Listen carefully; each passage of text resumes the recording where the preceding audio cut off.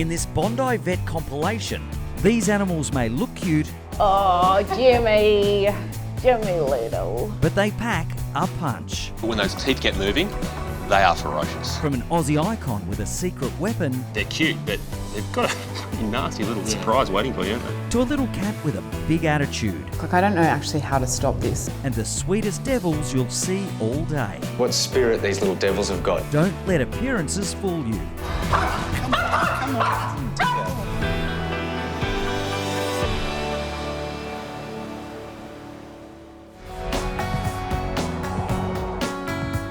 The Australian Reptile Parks is called, they've got a critically ill animal.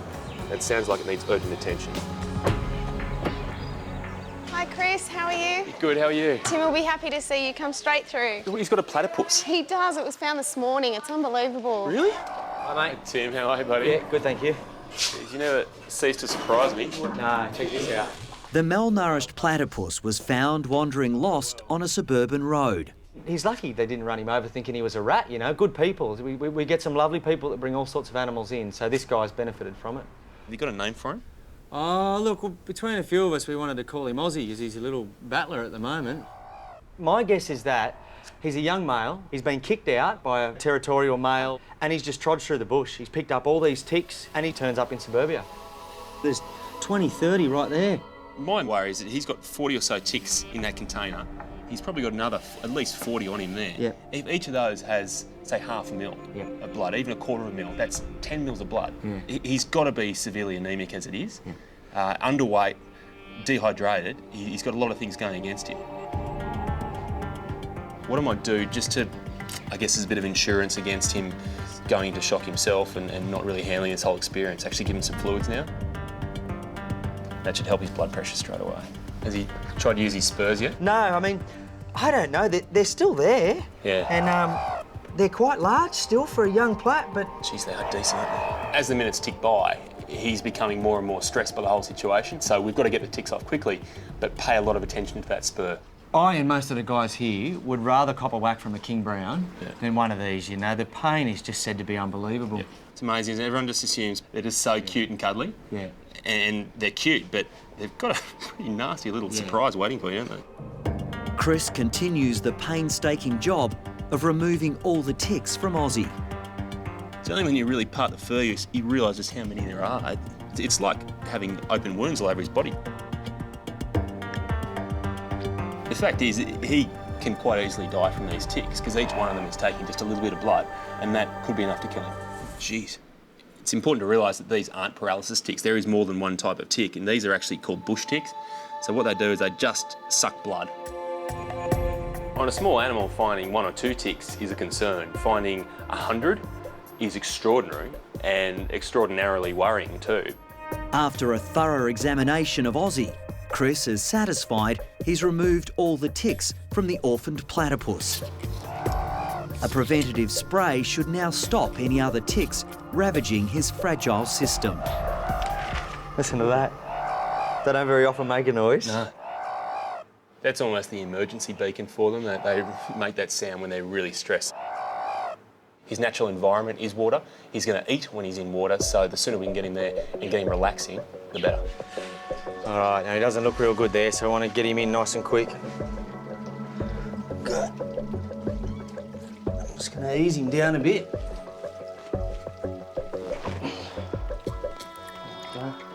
Off you go, mate. Let him see where he is.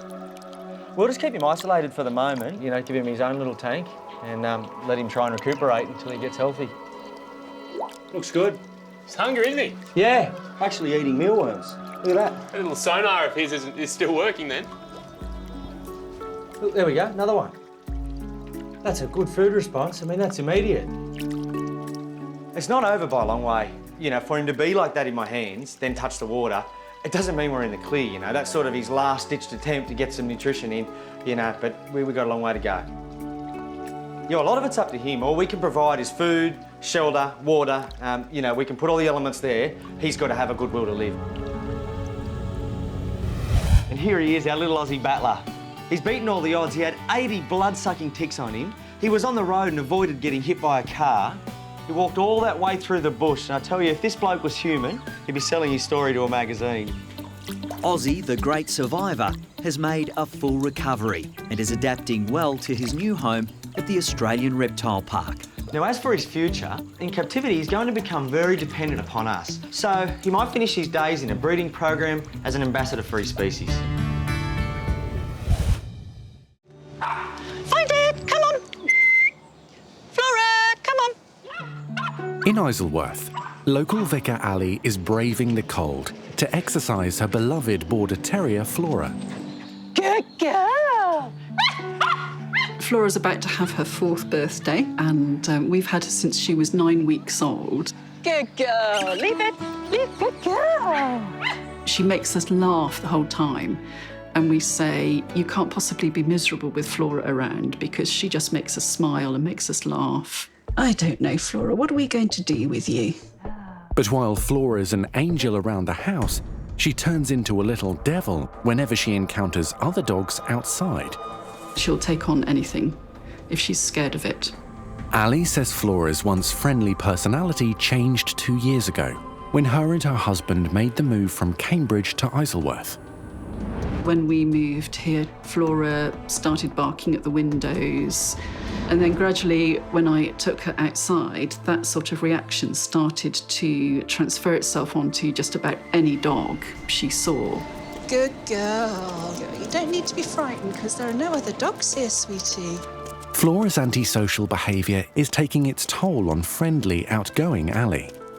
Something that Flora should be able to enjoy, like going for a walk, is so stressful for both of us. And the number of times that I've come back from a walk almost in tears because she has reacted so badly. Ali now realises she needs professional help for her little dog and has asked Scott to make a home visit. I'm hoping that Scott might come for a walk with us and see her react, and that he then may be able to give me some strategies for actually helping her to become more comfortable with other dogs. And I just want Flora to be able to go for a walk without being so overwhelmed by fear of other dogs all the time. Where's it gone?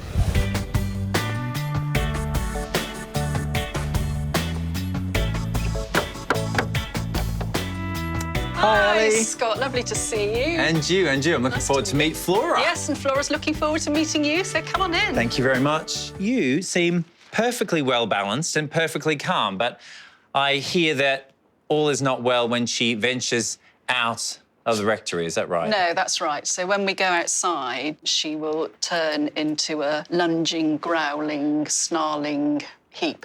Ooh. You can hardly imagine it, looking at it now. It's quite scary. And when did all that start? Basically, we lived in a small village of 3,000 people. She was fine with all of the other dogs in the village, apart from one, which was a Rottweiler who didn't like puppies. And each time we met this Rottweiler in the village, she dived for my legs. Right. Wow, how frightening for you and for her. It was very frightening, yeah. Not long after we moved here, she started reacting to other dogs because there is a Rottweiler that lives just down the street, a few doors down. Gorgeous, beautiful, gentle dog. As generally they are. Yes, but she's Flora's archenemy. And Flora Have you got a nemesis, have you? She does have a nemesis, and she goes absolutely berserk when this nemesis goes past. But interesting already that you say that in her history she had a Rottweiler that she didn't like. Yes. That we have an anxious dog and we have an anxious mum. Yeah. And that is not a great combination. No. Because if she starts feeling nervous about something, you feel the same way. I think it's not healthy for either of you. No, and I'm aware of that, so it would be great if we could get her to the point where actually she's happy and I'm happy. Yeah, let's get to work. But first, I need to see you at your worst. So, Scott, what I've been doing so far is when we go out, I have a yellow lead for her, which says, I need space. Right, and subtle. As is... I wear a yellow vest, which says, my dog needs space. From my online research, I discovered yellow vests that we can both wear. It was a last resort because I didn't really know how else to communicate to other people, to ask them to keep their dogs away. And some people have been really, really unhelpful. Yeah, it's tough, isn't it? Yeah, it's a problem. But does that lead to Flora having absolutely no social interaction whatsoever? Yes. which isn't healthy either. No.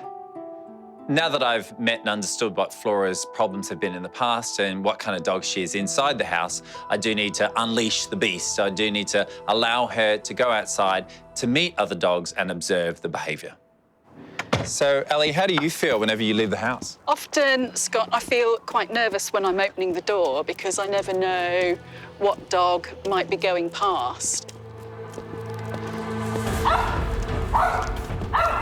And it doesn't take long before Flora shows her true colours. Come on. Go on, this way. You can see that Flora's hackles are raising. She starts to gnash her teeth. She's pulling on the lead. And Ali looks quite stressed and quite nervous as well. So you can really see that this situation is escalating and it is becoming a really aggressive and angry affair. Dear. So that was quite a violent reaction, wasn't it? It certainly was, yes. And is that normal? Yes, that's pretty much... So that's your everyday walk in the park life, is that? Yep. Wow. Yep. Okay. We've got quite a bit to work on, Mrs. That is incredibly antisocial. It is such a massive shock to see Flora, a very affable, friendly girl, just turn into this aggressive beast. I mean, she's gnashing her teeth like she wants to rip this Rottweiler to shreds. It's just such a shame that she can't control her emotions and fear is leading to aggression. And it's just unpleasant. It's unpleasant for her and unpleasant for Ali. Lot to take in today. So what we need to do is to work on her anxiety. So I'm going to ask you to come into the practice and we're going to look at a few different things that we can use to try and reduce her anxiety from a medical and behavioural standpoint. Yep. First things first, we're going to ditch this because that makes me stressed just looking at it. I don't think it is going to help you or her. I think it's going to make other people more anxious. Yes. I need to get you to enjoy this dog again. I need you to drop your shoulders and relax and smile a bit more. Okay. And tell yourself it's an enjoyable activity to walk your dog. And I think all you think about is, oh my goodness, what she's going to do today. Who is she going to lunge for today? Yeah. I need to go, this is going to be great. It's going to be really positive and happy. Be relaxed, be calm, and transfer that positive energy through the lead. Through the lead to her. Scott's been really encouraging today. He's given me real hope that actually we can get to the place where Flora and I can enjoy our walks and they can be happy experiences for both of us. It's a plan. Yep. All we can do is onward and upward. Thank you very much. Thank you. Hey, good girl. Come on then, Flora. We're going to go see Scott. This way. Good girl, Flora. Morning, Ali. Ali and her nervous border terrier Flora have arrived at the practice to check in with Scott. Is she being a good girl? She's being a good girl, at home. Yes. Not quite so good outside. The last time I saw Ali and Flora, Flora's behaviour, well, it really was quite upsetting and it really was taking a toll on poor Ali. So I've asked them both to come into the practice. We're going to try and work through a few strategies to try and see if we can get them on the right track. What I wanted to do is to go through a few things that would just help to try and just calm her down, because we know she's quite an anxious dog. So one thing is some medication. Now, it's not like an antidepressant, which we can use in dogs. This one just helps us sort of have her nice and calm and relaxed so that in this period where we are trying to retrain her, recondition her to actually enjoy the company of other dogs, just takes the edge off a little bit. All right? That sounds really good. So that's first things first. And the second one is basically like a plug-in that you would use to have a lovely smell in your house. But you won't be able to smell this, but Flora can. And this will sort of pervade into your house. And so Flora, whenever she's home, will feel really relaxed, really calm, very zen. And hopefully, again, that will just reduce any stress levels that she's feeling. But the main reason Scott has invited Ali and Flora to the practice is for another strategy he's keen to try. But first things first, it's all about socialising, okay? So today I've got a little visitor. Oh, okay. Yes.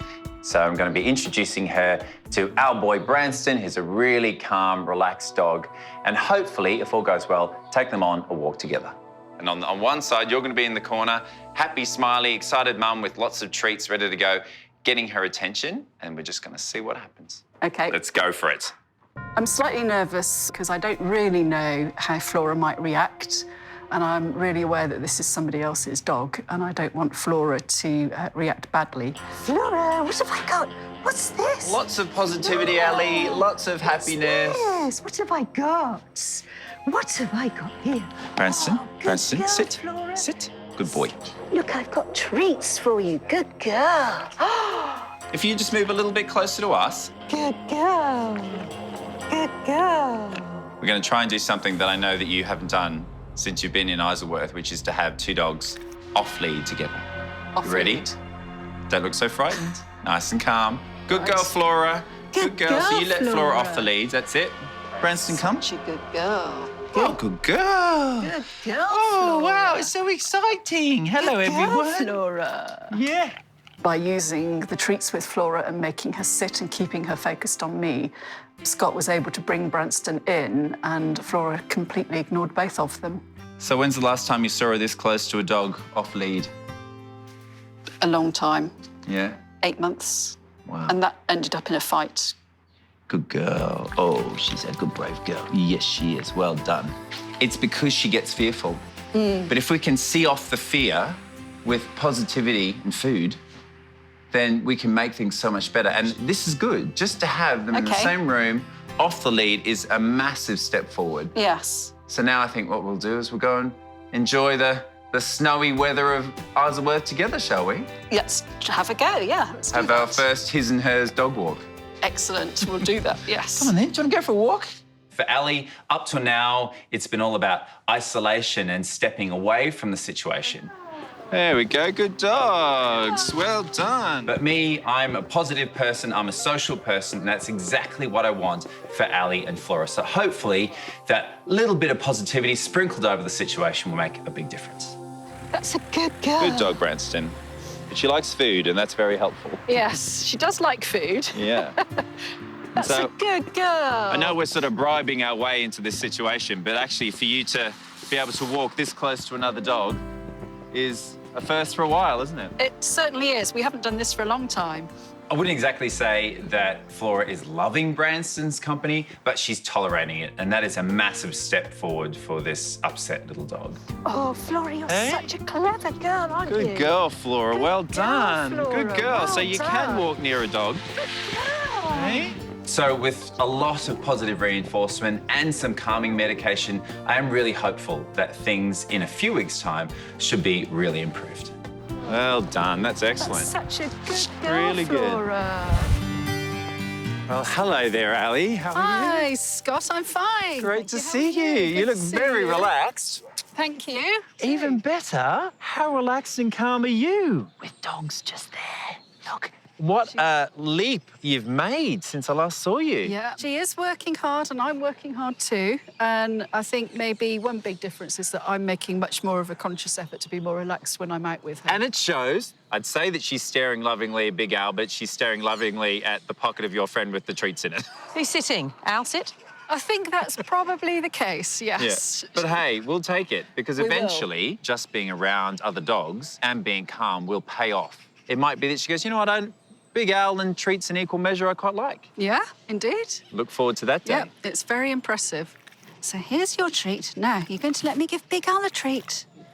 Good Oh, boy, wow. Big Al. Very good sharing, girl, Flora. What a transformation, hey? Indeed, yes, it is. Actually enjoying the reason why you got a dog in the first place. Yes. Is to be social and to be outdoors. Yes, indeed. So, now that I've seen Flora in action and she's doing so well, as is the very calm and assured Ali, I think the ultimate test is exposing her to the lovely Grace. See what happens.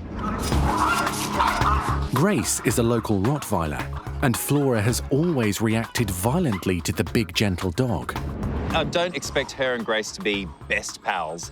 I just want you to be able to walk down your street with Grace in the other direction and her not kicking off. That's Okay. all I want. Great. Let's give it a go.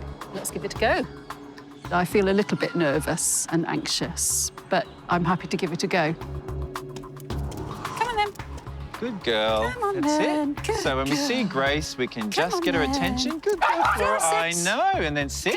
Good girl. Good girl. She's not Good girl, perfect, but you know what? This is just a few weeks. Yep. A massive seismic shift from It what is, it was definitely. before. Because what Flora did then was she clocked Grace. She went, oh, there's Grace. Let's go and tell her off. And then immediately goes, I'd rather have treats than be a bit aggro. Yep. And that's such a win.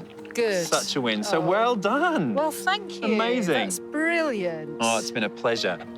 I'm so proud of Ali and Flora. This duo were quite fearful and antisocial in a lot of ways, and now they're joyful, they're outdoors again, and just enjoying the company of each other and of other dogs. And I just think it's been an incredible journey and a great result. Well, after that, I think we need to celebrate. So let's go for another leisurely walk to the pub. That sounds like a good idea. Come on. Come on, sweetie. Good girl. Well Good done. girl.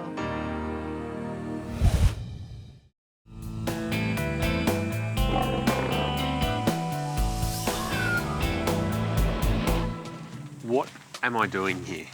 Well, you're going to catch up with Jen, one of our keepers, Yep. of the world's bitiest mammal. So I'd strongly suggest that you take these with you, The gloves. the gloves, Through the no entry door. through the no entry door. Perfect. Are you coming in? I'm not coming in, I'm staying out here. I'm going to listen for the screams.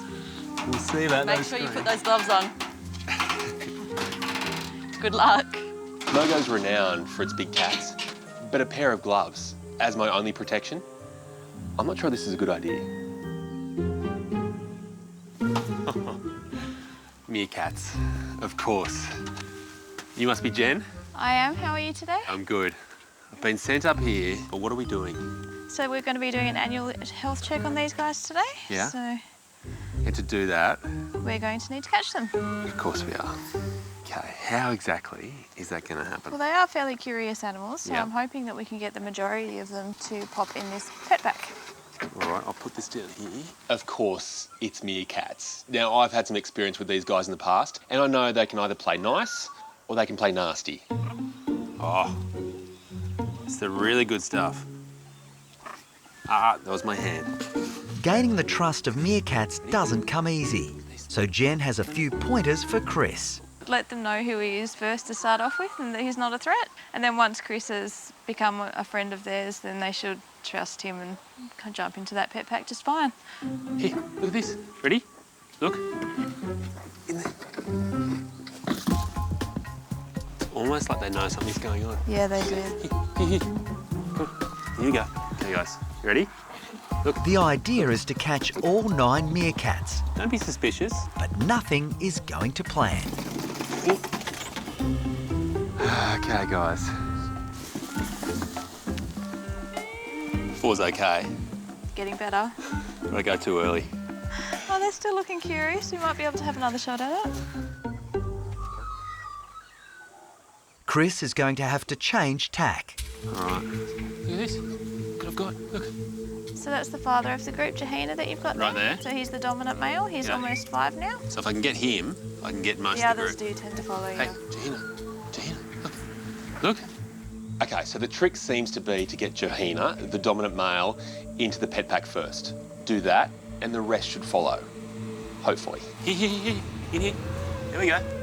In there. One in there. All the good stuff's in there. Yeah. Look.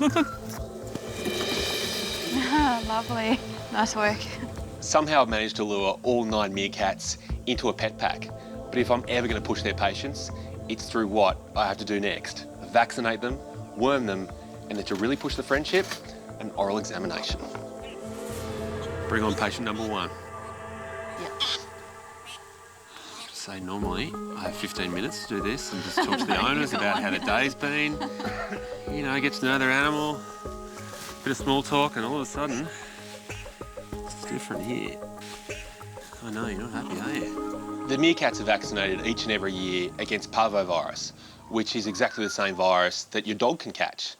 You'd think they'd be a little bit more grateful. Okay, so you can just do a quick mouth check. Okay, open wide. Oh, wow. See? That's not nice, is it? That wooden tongue depressor is in the meerkat's mouth for less than a second, but it comes out shredded. 84. Yes, a bit more dangerous than the rhinos. Okay, the worming stuff's just there. So 0.1 of a mil. Yep. There you go. All right, so she can go.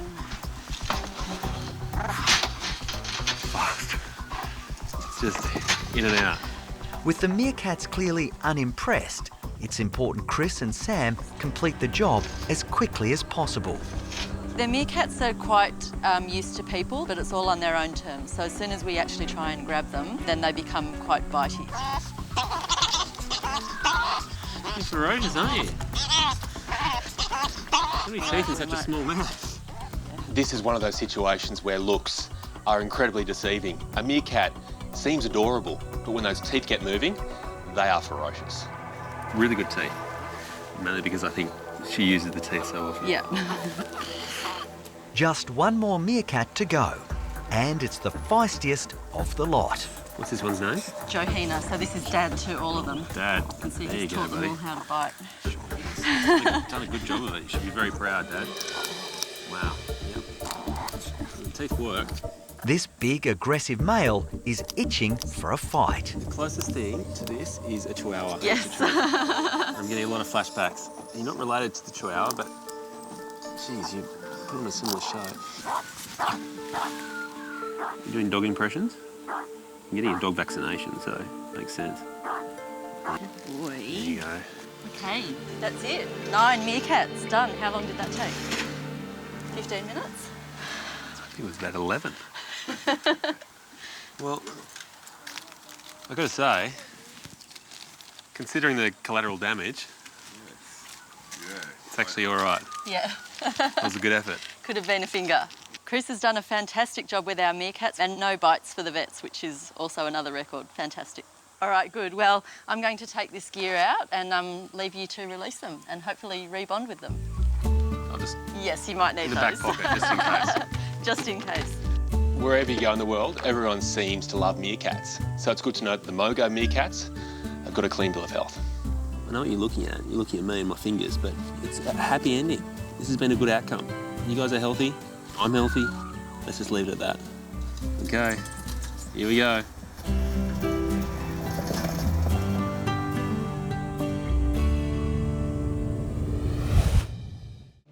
Timmy. G'day. How are you? Good, thanks, mate. Mate, you've got a school bag. Of course you've got a school bag. I'm guessing what's in there isn't for kids, though? No, we've got a treat for you today. Tim Faulkner from the Australian Reptile Park has made a dash to the Bondi Clinic with a very special 6-month-old patient. And there he is. And Lewis is in a bit of strife. Along for the ride is Lewis's twin sister, Luna. So, did you see what happened, or do you know what happened to him? Basically, they got up to a bit of mischief just running around, and Lewis comes back and his leg is, you know, visibly sore. And It could be a bite, it could be a fall, it could be some sort of injury through play. yeah, they're definitely playing. Like, it hasn't stopped him. He's still nuts. Wait, can you tell us what happened? The two of you? The rest will get a bit out of control, did it? Huh? I hate to say it, looks like you came on second best. Ah, it's just all one big yawn, is it? All right. First, Chris needs to remove Tim's amateur handiwork. You stuck it on.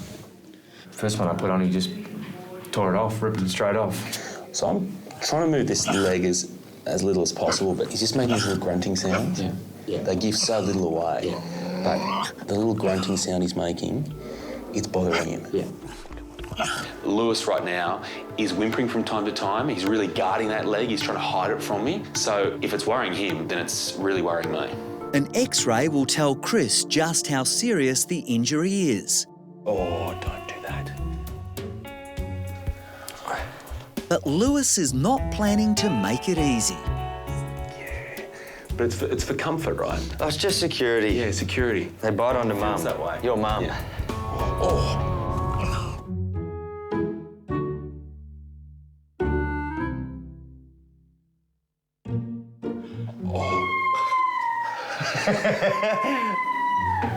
I've never heard a grown man make that sound. It's a dog, all right? Fortunately, those baby teeth are not doing too much damage just yet. Pop. Good boy. He's being good, he's not struggling. X-ray. But I can see this straight away, mate. It's not great news. He does actually have a fracture there. Yeah. If we do nothing about it, then it's really going to limit his life. Yeah. And he just wouldn't be able to breed, wouldn't be able to get around, wouldn't be able to survive. Yeah. I'm a little bit in awe of him, how much he's been able to get around and put up with that. Yeah. I cringed when I saw the X-ray, and I think, you know, what spirit these little devils have got. Well, Lewis, huh? Broken leg, buddy. Hate to say it. We're going to fix it, though.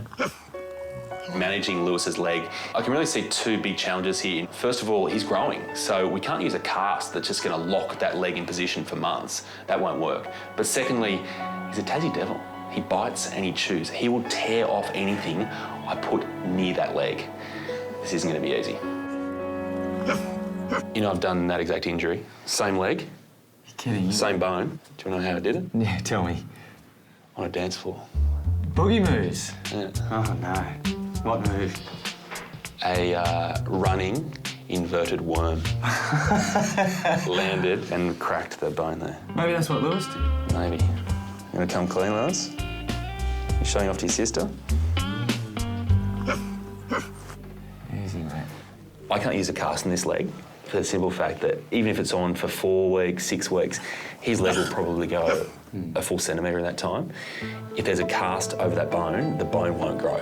So he'll have one leg shorter than the other. What we need to do is give him some sort of splint that is strong enough to stop that bone from moving, but still flexible enough that the bone can grow within it. I'm amazed at how good he's been. He's been incredible. This is advice I know you won't listen to, but I'm going to give it to you anyway. Just go easy. Take life slowly. Let's not panic. Let's just enjoy our youth in the slow lane, just for a few weeks. Is that okay? It'll make a big difference. What we really need from him is essentially the impossible, for him to stay quiet. Yeah. This bandage will mean that he really stays off the leg a lot, but he's still going to try to push his limits because that's what devils do. Yeah. 4 weeks maybe, because he's so young, could be enough. They've just got to stay off it. Yeah. For most pets that I've seen here, if their leg isn't 100%, it doesn't really matter. They can get around even if they have a slight limp. For a Tassie Devil like Lewis, his leg needs to be 100% because in the future, he's going to go and essentially live in the wild. He has to survive there, but also he has to breed there. On 3 legs, he just can't do that.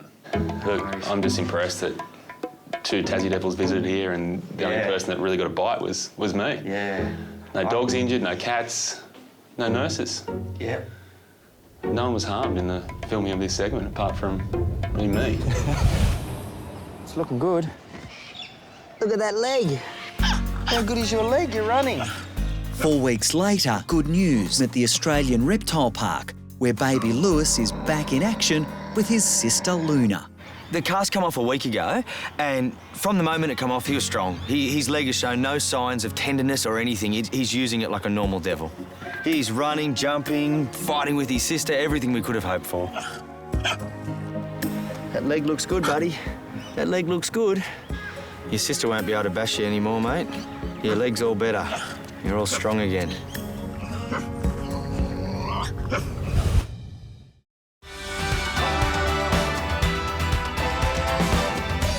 Jimmy, we need to have a little bit of a talk about your scratching situation. In Bondi, Dr. Kate's new housemate is causing havoc. Hey, don't eat the rug. Ow. Oh my goodness. 3 weeks ago, Kate discovered Jimmy living in a cattery in her hometown of Canberra. Jimmy is 8.5 and this is Marion. Jimmy was kind of just left here, wasn't he, Marion? Yeah, he was. His owners moved away and they were unable to take him, and then COVID hit, and so he's been here for nearly a year. You want to say hello, Daniel? It was like love at first sight. I knew what kind of cat he was when I got him. I felt like as though the moment I patted him, I thought, this cat's mine. Jimbo, that's what we'll call him. Come on, Jimbo, let's go. We're going back to Sydney. But back in Bondi, it wasn't long before Jimmy began to show his true colours. About 2 days after I first got him, he just looked at me in this really strange way that I didn't quite recognise. Don't. And he just went at my face and split my lip open. Oh! And that was the first, I guess, hurdle in our relationship. Ow! Don't! Ow! That really hurt. Now, Jimmy, be nice to Benny. And it's not just Kate who's feeling harassed. 14-year-old golden retriever Benny is also under siege. Benny is totally relaxed. He's like totally chill pill. Benny will let everyone step over him. You can do anything to him. But as it happens is Jimmy completely rules the roost. He steals Benny's food. Benny quite often comes into the bedroom and says, "Oh, I don't have any breakfast." And I'm like, "What happened to your breakfast, mate?" And then he's like, "Oh, look, Jimmy stole my breakfast." And of course, Jimmy has stolen his breakfast. You don't own this couch. Benny you need to share. You two, sharing. And then there's the matter of Kate's new furniture. Hey, don't eat the rug. Hey, don't eat the rug. Jimmy is a total destroyer. So I went out and I literally bought him like 4 scratching posts. He's got them everywhere. I tried to encourage him to use these scratching posts and he never uses them, ever. We just can't live like this with you destroying everything in sight. And people, no. Dogs, the couch. This is just not going to work. Like, I don't know actually how to stop this. Come on, mate, this way. To end Jimmy's reign of terror, Kate's bringing him into the vet hospital for a special treatment. Hi, I've got everybody. Jimmy and Benny. Oh, Jimmy, what are you doing here? So I've got this problem with his scratching, but I do have a solution. I don't know how this is going to go. You know that he gets really stressed. Oh, hey, buddy. Oh, Jimmy. Jimmy little. What I'm actually going to do is put some nail clips on him. It's a bit like having your nails done. He's going to hate it, but it is going to be amazing. It doesn't hurt him. It doesn't affect him. It's going to mean that Jimmy can't destroy my furniture, or me, or anybody else for that matter. We're just going to give Jimmy an anti-anxiety. It's not a sedative, it is just an anti-anxiety. I know Jimmy, he gets really stressed, and I don't want to put him through that. There you go. Okay, see ya. Back in your bag. See you later, kid. See you when you're less anxious. But what I've learned about Jimmy is that his anger comes from a place of stress. So when I know that, I feel for him because I know that he's actually anxious. He doesn't mean to be mean. All he wants is for someone to love him and love him unconditionally, and that's me. An hour later, and it's time to see if Jimmy's ready for his makeover. Whoa. He's Do you a feel bit better? wobbly.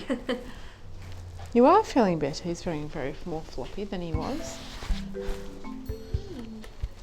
You feeling okay? The first step is to trim Jimmy's razor-like claws.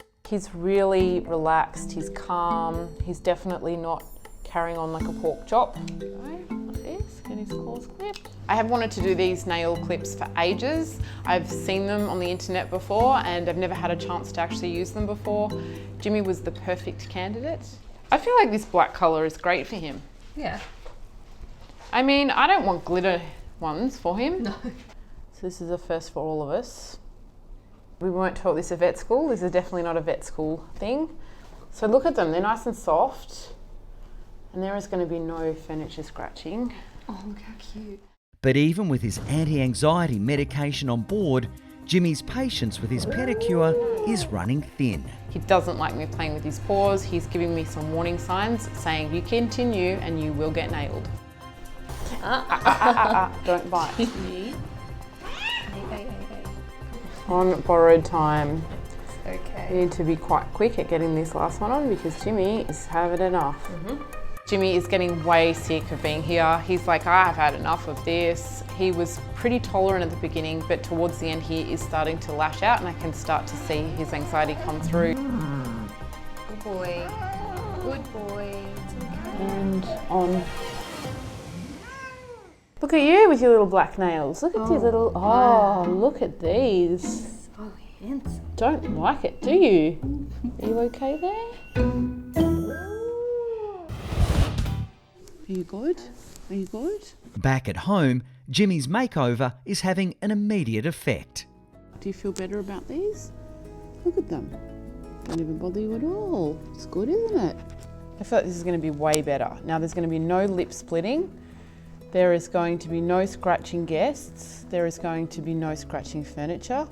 And now you've got your own little rug and your own white linen couch. Do you think that's enough? The first thing he did, which was really strange, he ran up to Benny and was like, oh hi, oh hi. And I thought, oh wow, in this crazy secret way, he's also friends with Benny. You guys are getting closer. You guys are gonna have a bromance in no time. No, I know. Doesn't take very long. Don't whack him. He wanted to come home. And when he got home, he thought, okay, this is my home. And that was really lovely. I definitely think that he now accepts that I'm his mum and this is his home, which is great.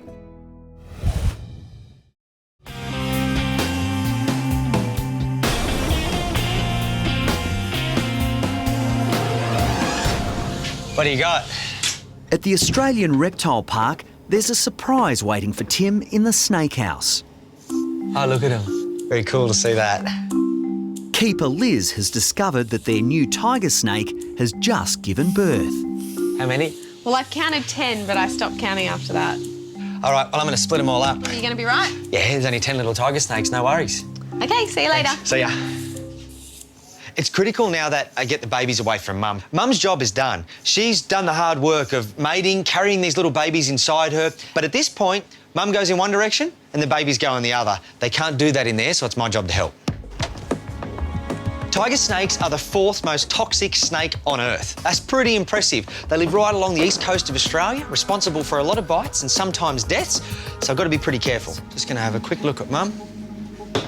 Mum looks great. You know, the belly's a bit floppy and she needs a drink and a feed. Other than that, she's in great nick. There you go, mate. You just sit in there for a minute. Now, it's interesting with baby tiger snakes because they look so cute. But in actual fact, they're fully loaded with venom. Their fangs are only small and, you know, maybe they wouldn't punch right through the skin, maybe they would. I'm not going to take any chances on wearing gloves. Roughly in 4 or 5 days, they're going to shed their skin. They do that straight after they're born. So what I'm going to do is put each tiger snake in its own little container. I need them nice and moist. I'm going to put a little bit of water and paper towel, let them have a shed, and they'll have their first feed in a couple of weeks. I want you to look at that. How beautiful is that? That little tongue flicks. Hey, little mate. Hello, little mate. You can see all those beautiful bands, and that's why they get their name, tiger snakes.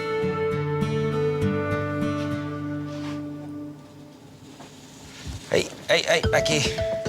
Back in there, Houdini. Back here, mate. Back here, please. Hey, where are you going? Here you go. Hey, you, come here. Whoa. They're slippery and they're quick, and I'm using a glove that's safe, but it's awkward because I can't feel them properly, and yeah, they're tricky. This is won't stay in, Jim. Stay there, stay there. Stay there. Lizzie, they keep jumping out of their containers. Oh, I get it. So you need my help now. Yeah, very funny. Yes, please. Can you come back up? No worries. Come on, buddy. Hello. I don't really need your help. I just thought you might like to. Yeah, right, okay. Haven't they got beautiful markings on them? There you go, pal. The reptile park's role is to extract venom from these snakes that we send off to the Commonwealth Serum Laboratories, and they make any venom. These babies to us are priceless because they now will be incorporated into the venom program and help save lives. Before Mum goes back into her enclosure, she too will be making a contribution to the venom program. Whoa, look at that. 2 fangs, a couple of drops. Yep, we've got quite a good little amount in the bottom there. The average tiger snake milking has enough venom to kill maybe 4 grown men. Okay. Thank you. If you're bitten by a snake in Australia and you receive anti-venom, there's a very good chance that that anti-venom was made from these snakes. Those few drops could save someone's life. Hi, I'm Dr. Kate, and if you enjoyed this video, make sure you subscribe to the Bondi Vet YouTube channel. Click on the screen for more great content. And for free, exclusive, never seen before Bondi Vet stories, you can sign up to bondipet.com, and you can do so via the link in the description.